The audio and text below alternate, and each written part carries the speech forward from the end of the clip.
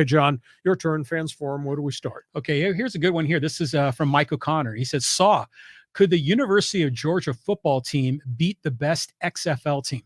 It's been an argument. Some people of the opinion maybe Georgia and its heyday national championship team might be the worst team, beat the worst team in the NFL. But Georgia's got something going there with Kirby Smart. It's absolutely amazing what he's turned Georgia Bulldog football into.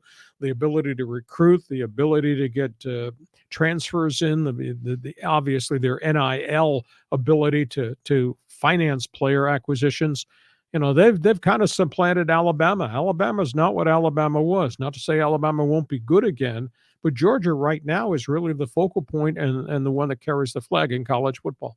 Well, didn't the NFL do that where there was a game between the college football champion and one of the NFL teams, or is my memory fuzzy on that? No, it's not fuzzy. It goes way back in the day. It's pretty good. Your good memory goes back into the 60s and 70s. No, they used to have the college football all-star game. It was played in Chicago at Soldier Field. Initially, it started as a charity event, and they'd have an NFL team. I don't know if it was the NFL champion, but they would play the college football all-stars, and that went on for a couple of decades, and then it kind of filtered out because the injury factor started to become an issue. And college kids said, well, why would I play in an all-star game against an NFL team and risk getting hurt? And NFL teams said, I don't want my number one draft pick playing against Green Bay Packers in a meaningless exhibition game. So it kind of went away. But no, you were correct. The college all-star game was in Chicago.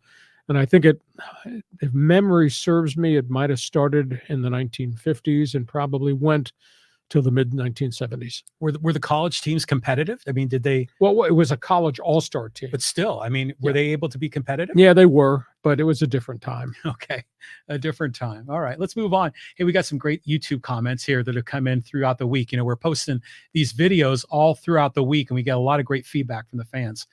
This comment is from Andrew Williams. He says, excellent. Oh, this is talking about how does he do it? This is your breakdown of how Peter Seidler is making the San Diego Padres a winner. And Andrew says, excellent analysis. As a heartbroken San Diego Charger fan who now refuses to follow pro football, I'd never considered that move has probably helped my undying love for my beloved Padres' current success.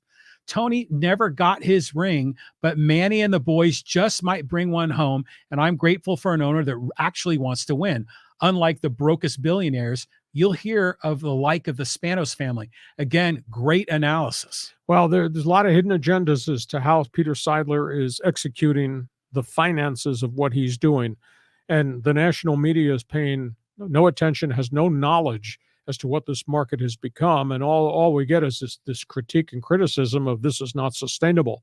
But according to Peter's blueprint, if they continue to win, they'll generate enough revenue, and then contracts come up and they'll go use that money to go get different type of players. They think they can continue this.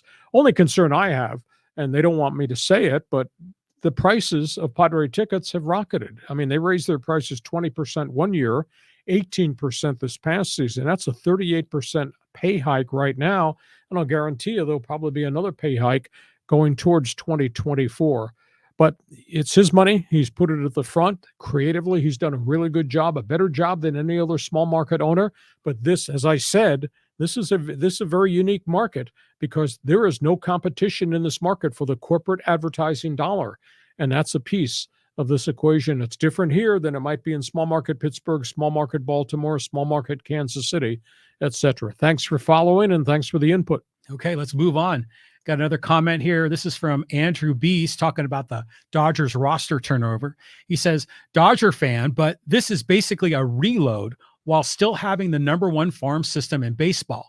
Still going to make the playoffs, whether it's by wild card or winning the division.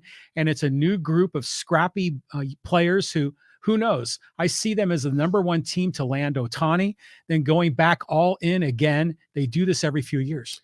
I think so too. I do agree. Now, there's a difference between being a 111-win team as they were last year with all those great veteran stars and hoping maybe you could be a 100-win team. Or maybe the reality, gee, I hope we're not a 90-win team, which would mean a lot of the young kids haven't stepped to the forefront. So it's critical. John and I have talked on our podcast about the fact that they've got 5 young pitchers for Oklahoma City. And names to keep in mind, Ryan Pepio and Bobby Miller. I think those are the first 2 that they think are ready to jump to Dodger Stadium. Now, ready to jump is different than being given the ball every fifth day and going out and actually winning games and going 9-2. The loss of Gavin Lux is a bit of a blow because that's a bat that's not there in the lineup, but they still have Vargas. Keep in mind, though, they don't have Justin Turner. They don't have Trey Turner. There is no Cody Bellinger there, and now Gavin Lux is gone. So that's out of your eight everyday at-bats. That's 4 guys, 4 bats that are not there, and you haven't really replaced them. Now, they did replace them in terms of getting the J.D. Martinez's and the David Peraltas. So we have to see what those one-year rental veterans bring to the table. Did you see what happened to Justin Turner today? Hit in the face with a line drive, hit by a pitch in the face, suffered a concussion and tissue damage. That was scary. I mean, that was unbelievable. A fastball, high fastball, and just tailed. I mean, it happened in a split second. And he leads into pitches all the time. That's who he is. Mm-hmm. He was taken to the hospital, was still hospitalized at mid-afternoon on Monday, and there'll probably be another update on Tuesday. Hopefully it's cuts. Hopefully he did not break a jaw or an orbital bone, which is a much deeper, more concerning injury. But he's being examined for a concussion. So, I mean, he took one right in the face. Ooh, that's tough. All right, let's move on down the list here. And this is talk by the Aztecs and that test in New Mexico. This is from Tom Richardson. He says, Dutcher is bad in the last minute of the first half and the last 3 minutes of the second half. When Fisher called a timeout in a critical situations, he had a set play and they usually scored. Also, the Aztecs cannot score inside the key unless it's a dunk. I've never seen a team miss so many layups. Well, it's a team that I still think is highly erratic, and that may be really unfair of me to say with a team that finished 24-6, number 1 seed Mountain West Conference. You know what? I thought of something really different this morning. You look at Brian Dutcher's career record at San Diego State and the 30-win seasons and all the years they won 24 or more games. They still don't get any national recognition or any national love. Here we are scrapping about, well, they can be a 5th seed, 6th seed, what's going to happen? And yet Gonzaga, which has a record almost the same as San Diego State over maybe the last 5 to 8 years, or Mark Few's run, Gonzaga comes front of mind immediately to everybody. And where San Diego State has done all these things within their conference and then beaten some of the big boys too, non-conference, they don't get any national recognition. I just don't understand it. Well, I think part of it is being in the Mountain West Conference. Now, granted, this is an up here for the conference, but they were just saying on the CBS Sports Network, that post-game show, they're saying after Gonzaga, San Diego State is the best mid-market program in the nation. But still, it just seems like we never get the benefit of the doubt. Yeah. The minute they lose a game, they plummet in the rankings, and it takes so long for them to get up because the evaluators were always kind of look at it skeptically. Are the Aztecs really for real? They just need to win in March, and if they do, I think that's going to change their perception.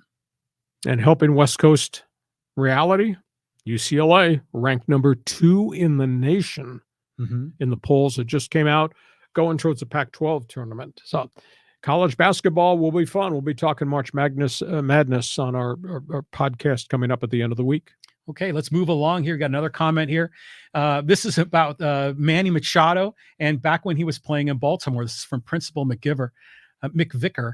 And he says, people were glad he was going to be gone. I think he's quoting you, Hacksaw, right here.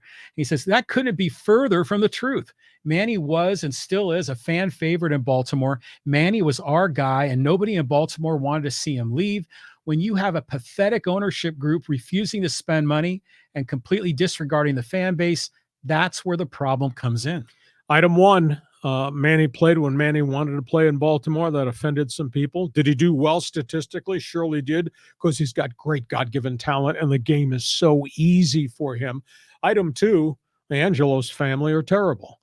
And I concur with you on that.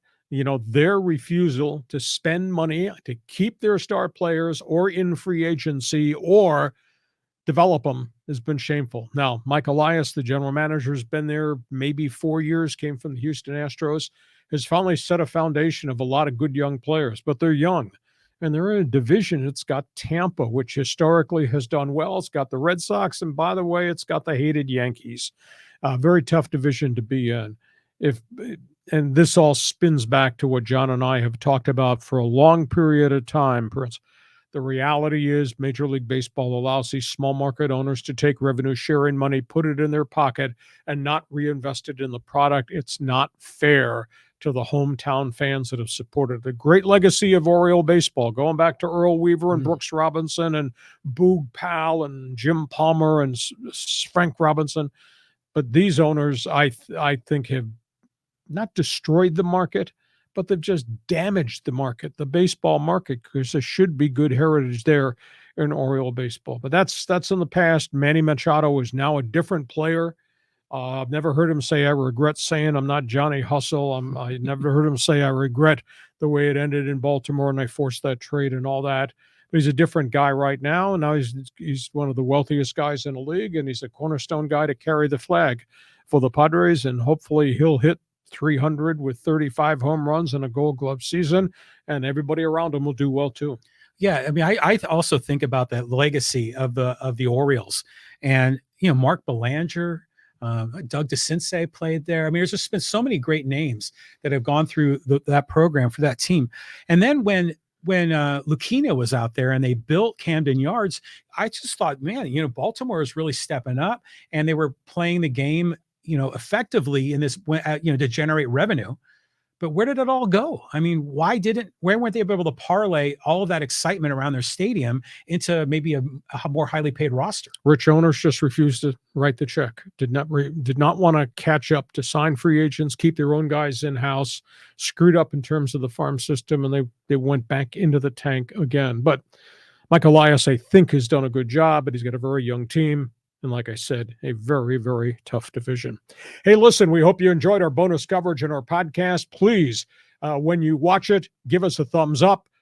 Tell your friends, email, text, write them a note. Tell them what we're doing. Our podcast bonus coverage on Monday, regular Hacksaw Headlines podcast on Thursday, and check my website, leehacksawhamilton.com.